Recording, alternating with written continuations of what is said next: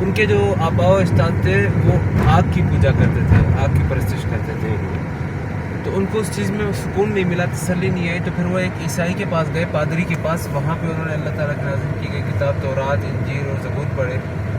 اور جب اس پادری کے ساتھ وقت گزارا، جب وہ پادری مرنے والا تھا، یہ مقام وہی ہے، اسی طرف جا رہے ہیں، تو جب وہ پادری مرنے والا تھا تو حضرت سلمان فارسی نے ان سے کہا کہ میرے کچھ سوالات ہیں جن کا جواب مجھے ابھی نہیں ملا، تو مجھے اس کا جواب کہاں ملے گا، میں مطمئن نہیں ہوں۔ تو وہ جو پادری ہوتا ہے وہ کہتا ہے کہ میرے علم کے مطابق آخر الزمان نبی کا ظہور ہوگا، جو کہ عرب کے علاقے میں ہوگا، جہاں پہ کھجوروں کے درخت ہوتے ہیں، یعنی عرب کے علاقے یہ، اور شہر کا نام بتایا یثرب، جو کہ مدینہ کا پرانا نام تھا یثرب۔ تو حضرت سلمان فارسی جو ہے وہاں سے ہجرت شروع کرتے ہیں مدینہ کی طرف، بیچ میں کچھ ڈاکو جو ہیں ان کو وہ غلام بنا لیتے ہیں، اور پھر یہاں پہ آ کے اس یہودی کا جو مالک ہوتا ہے، باغ کا جو مالک ہوتا ہے یہودی، اس کو بیچ دیتے ہیں۔ تو جب آپ صلی اللہ علیہ وسلم کا اعلان نبوت ہو جاتا ہے، پھر وہ ہجرت کر کے مدینہ تشریف لاتے ہیں، حضرت سلمان فارسی کو پتہ لگتا ہے کہ آخر زمان جو نبی ہے ان کا ظہور ہو گیا ہے، اور وہ تشریف لے آتے ہیں۔ تو پھر یہ پادری جو ہے وہ ان کو 3 نشانیاں بتا رہا ہوتا ہے کہ ایک کہ وہ صدقہ نہیں لیں گے، دوسرا یہ کہ ہدیہ لیں گے، تیسرا یہ کہ ان کی پیٹھ پر مہر نبوت کا نشان ہوگا۔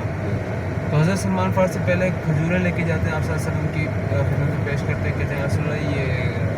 صدقہ ہے، آپ صلی اللہ علیہ وسلم کہتے ہیں غریبوں میں بانٹ دو۔ پھر کچھ دنوں بعد دوبارہ آتے ہیں، وہ کہتے ہیں یا رسول اللہ یہ ہدیہ ہے، تو آپ صلی اللہ علیہ وسلم قبول کرتے ہیں، اور حضرت سلمان فارسی کے کچھ کہے بغیر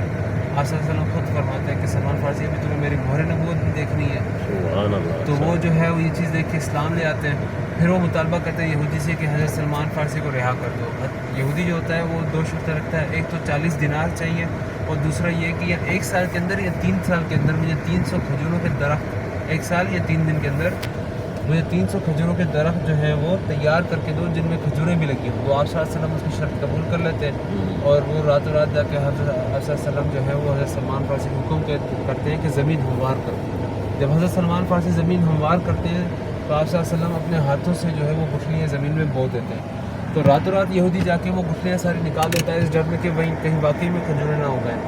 لیکن وہ جب نکال لیتا ہے تو اگلے دن صبح کو قدرت خدا کی واقعی میں بنا گٹھلیوں کے جو ہے وہ پورے درخت تیار ہو جاتے ہیں۔ تو یہ معجزہ دیکھ کے یہودی مسلمان ہو جاتا ہے، ایمان لے آتا ہے، اور باپ حضرت سلمان فارسی کو دے دیتا ہے۔